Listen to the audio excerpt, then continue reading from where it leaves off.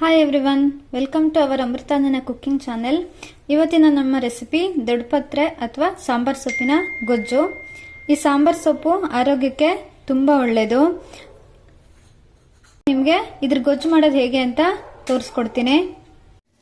ದೊಡ್ಡಪತ್ರೆ ಅಥವಾ ಸಾಂಬಾರ್ ಸೊಪ್ಪಿನ ಗೊಜ್ಜಿಗೆ ಬೇಕಾಗಿರೋ ಇಂಗ್ರೀಡಿಯೆಂಟ್ಸ್ ಯಾವುದು ಅಂದರೆ ದೊಡ್ಡಪತ್ರೆ ಸೊಪ್ಪು, ನೆಕ್ಸ್ಟು ಒಂದು 4 ಒಣಮೆಣಸು, ಸ್ವಲ್ಪ ಹುಣಸೆ ಹಣ್ಣು, ನೆಕ್ಸ್ಟ್ ಒಂದು ಅರ್ಧ ಕಪ್ಪು ಕಾಯಿ ತುರಿ.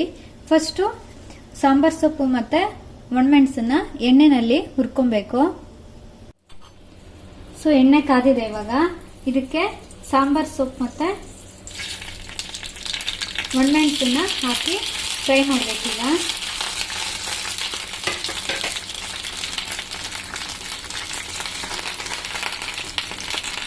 ಚೆನ್ನಾಗಿದು ಫ್ರೈ ಆಗಬೇಕು.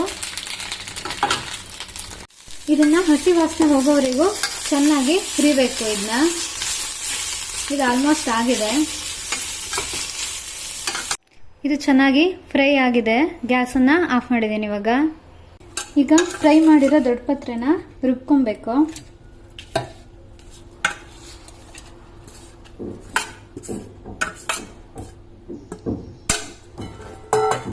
ಇದಕ್ಕೆ ಇವಾಗ ಕಾಯಿ, ನೆಕ್ಸ್ಟ್ ಹುಣಸೆ ಹಣ್ಣನ್ನು ಹಾಕಿ ಚೆನ್ನಾಗಿ ರುಬ್ಬಬೇಕು.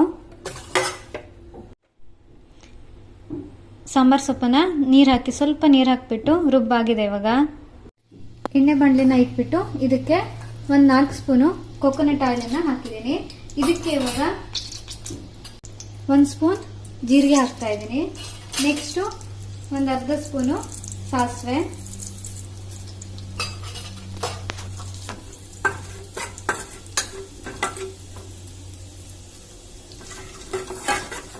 ಇದಕ್ಕೆ ಇವಾಗ ಈ ರುಬ್ಬಿದ ಮಿಶ್ರಣವನ್ನ ಆಡ್ ಮಾಡಬೇಕು.